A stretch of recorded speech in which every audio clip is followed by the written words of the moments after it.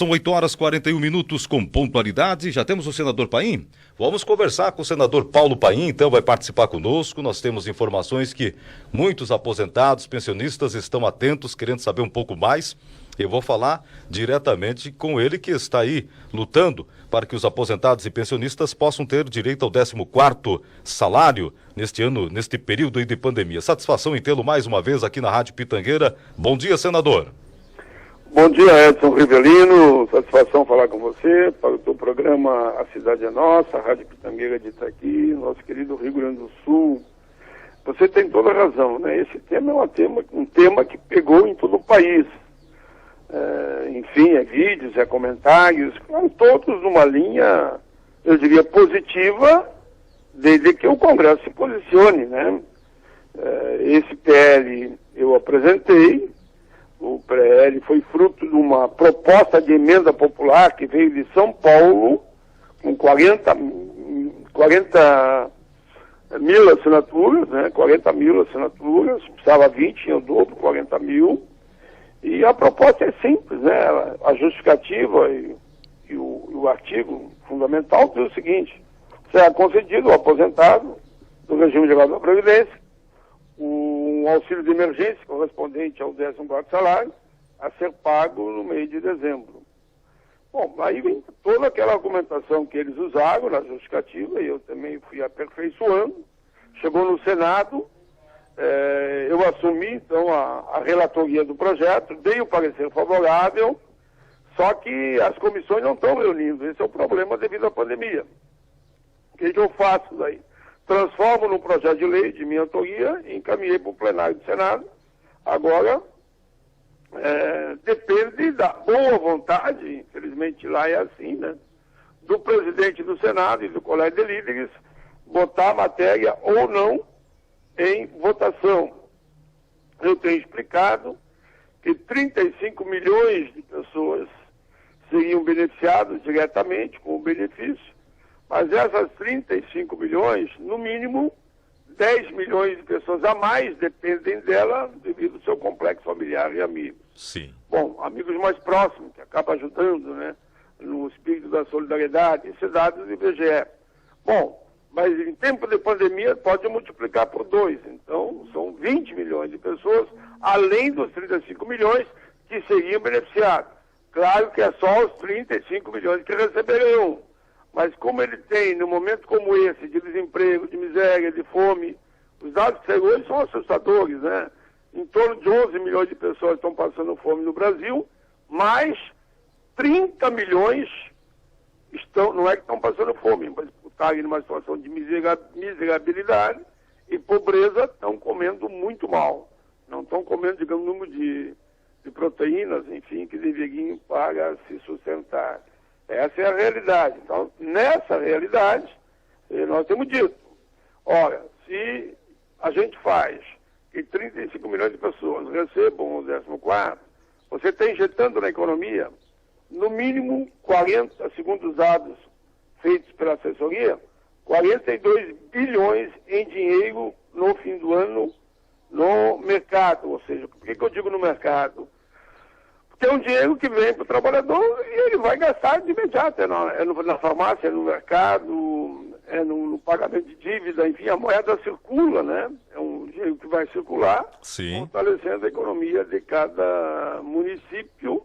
E o governo também tem um percentual de volta devido aos impostos que são gerados por essa circulação. E quem tem direito, senador? Somente quem ganha um salário mínimo? Salário mínimo, né? Então não é nenhuma coisa do outro mundo. E quem tem direito? Somente quem ganha um salário mínimo ou tem um teto que vai ser obedecido, senador? Tem um teto já que não pode ser mais do que o teto de quem está já aposentado pelo regime geral da Previdência. E esse teto, você pode olhar nos números, que não ultrapassa 4 salários mínimos. A maioria ganha 1. Depois tem uma parcela pequena que ganha de 2 a 3. E aí, sim, bem significante que ganha mais do que 3. Agora, quando o relator de plenário, que já está no plenário, deliberar, ou no caso das comissões, ele poderá fixar um teto. Não há nada proíbe ele de dizer, olha, vai ser até 3 salários, vai ter até 2 salários, enfim. Aí isso ele vai deliberar. como está hoje, daria 42 bilhões de investimento na economia do país todo, claro, Sim. Chegando a todos os municípios. Se ele diminuir, aí vai ficar em torno aí de 35, mais ou menos, bilhões somente, não 42. Se for diminuído para próximo a 1 ou 2 salários mínimos, aí arredonda ali, né? Agora, pelo outro lado, as pessoas me perguntam sempre, eu vou também, eu sei que você ia perguntar, se tem ou não tem dinheiro. Qual a resposta que os técnicos que ajudaram essa construção e os consultores que me ajudaram, dinheiro tem, basta ter vontade política do governante. Por quê? O Congresso já aprovou na PEC número 10 a possibilidade de impressão, de injeção, de alavancar com dinheiro a economia, que nós temos em época eu chamo de uma guerra com o inimigo invisível, né? Então, hoje nós já liberamos, mediante essa proposta, nós que foi liberado pelo governo, mas nós todos somos governo nessa altura do campeonato, né? Sim, claro. Até porque assim é a Constituição. Quando a gente fala o governo, os poderes constituídos fazem parte. Para os bancos foi liberado já 1,2 trilhões, e estão preparando mais uma leva. Para micro, pequeno e média, já chegou aí, em média, a 100 bilhões. Então, para o próprio auxílio de emergência, para aqueles setores mais vulneráveis, já foi em torno de 55 bilhões.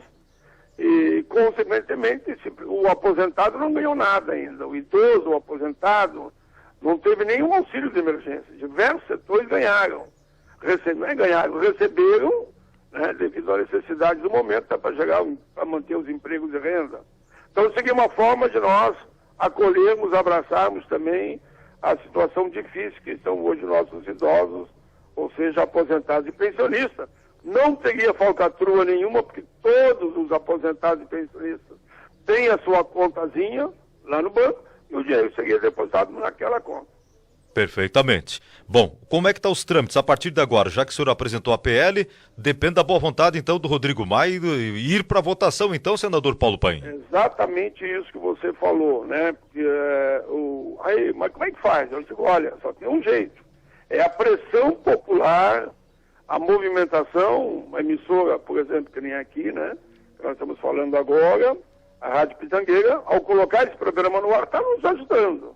E eu tenho falado praticamente para todos os estados, claro que não é para todas as rádios, mas todos os estados sempre tem uma emissora aqui, acolá, que estão repercutindo esse assunto. Outra coisa é você, cada um que está nos ouvindo agora, como eu recomendo nos outros estados, faça contato com o seu senador.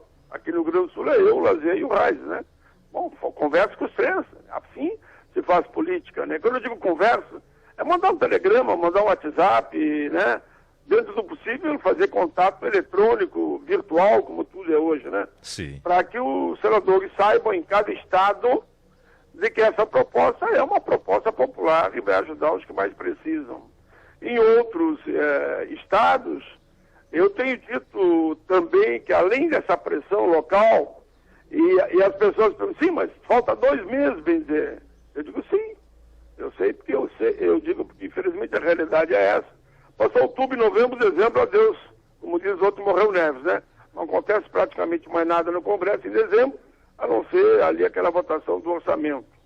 Bom, mas não significa que se não votar até dezembro, que a bandeira cai. Que a proposta que é justa cai. Não cai. E tem mais, a crise econômica, social e que nós estamos vivendo, e a própria pandemia, queiramos ou não, vai ter reflexos no ano que vem.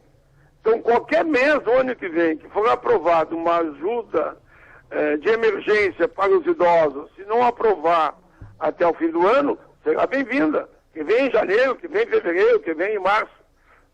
Então, eu digo março aqui, parei aqui, que é o mês do meu aniversário. Mas que venha o ano que vem, né? Sim. Que venha, se não vier agora, exatamente em dezembro, bom, se a pressão continua, nós temos que fazer que as coisas aconteçam. Tem inúmeros projetos no Congresso que eram difíceis, mas no fim eu consegui aprovar. Esse também, mas sempre com apoio popular. Muito bem. Tá certo então, a gente segue atento, acompanhando A gente fez esse contato justamente para saber em que pé está esta situação toda. Eu vejo que o senhor está aí bem empenhado nesta questão toda aí, para colocar em votação o mais breve possível, né, para que os aposentados e pensionistas possam ter um ganho extra, então, aí, nesta reta final do ano de 2020. Agradeço sua atenção com a Rádio Pitangueira, senador Paulo Paim, e pode fazer suas observações finais aí. Eu agradeço a você, Edson Rivelino, agradeço a Rádio Pitangueira, teu programa, A Cidade é Nossa, e é isso mesmo, nós aproveitamos momentos como esse pela força da imprensa, né? Porque eu sou um amante da democracia, da liberdade de opinião, de expressão e da imprensa, né? É que tem alguns que só defendem a imprensa quando ela está do lado dele, quando ela está do outro lado, ela não está. E eu ouvi o teu comentário aí para consideração final, e o teu comentário é corretíssimo, não importa qual é o partido, se é Pedro, é Paulo ou João, se é situação ou oposição, responda pelos seus atos, né? Então hoje me pediram que eu me manifestasse sobre esse tema também, eu ouvi teu comentário e quer dizer que eu concordo plenamente com o seu comentário e vai na mesma linha que eu sempre me posicionei. Até eu disse, e repito aqui, que no passado também, quando situações como essas foram no campo da oposição, o Supremo tomou a posição que tinha que tomar mesmo. E goste ou não goste alguns, o Supremo tomou. E agora o Supremo tomou de novo uma posição dura em relação a isso, claro, amparado pelas denúncias da Polícia Federal. E o Senado não pode se omitir também, né? É verdade. Cabe agora a Comissão de Ética do Senado se pronunciar sobre essa denúncia que eu citei e coloco de novo, que é gravíssima. É gravíssima. Voltou a história do dinheiro na cueca, então esse senador Chico Rodrigues aí. Que coisa. Você falou e eu também indiretamente acabei falando. Lamentavelmente voltou a história se repetiu. É verdade.